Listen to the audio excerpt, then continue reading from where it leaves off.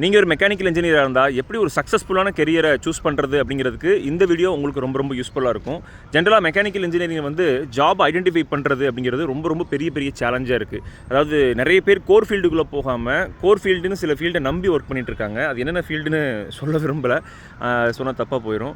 சம்மந்தம் இல்லாத ஃபீல்டில் ஒர்க் பண்ணிட்டு இது கோர் ஃபீல்டு நம்பிட்டு இருக்காங்க. 2-3 இயர்ஸ் அங்கேயே இருந்து கொஞ்ச நாள் கழித்து வெளியில் வரும்போது தான் நம்ம ரைட்டான ஃபீல்டை சூஸ் பண்ணல அப்படிங்கிற அந்த ஒரு ப்ராப்ளம் புரியுது. ஸோ ரைட்டான ஃபீல்டு உங்கள் கோர் ஃபீல்டு அண்டர்ஸ்டாண்ட் பண்ணி உள்ளே போங்க.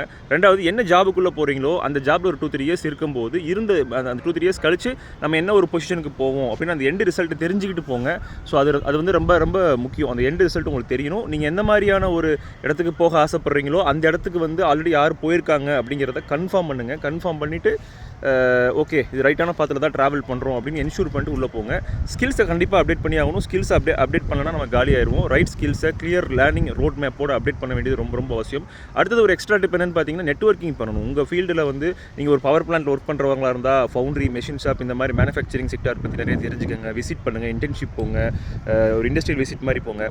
ஒரு ஃபவுண்ட்ரி, மெஷின் ஷாப் செக்டாரில் ஒர்க் பண்ணுறவங்களா இருந்தால் பவர் பிளான்ட்டை போய் விசிட் பண்ணுங்கள்.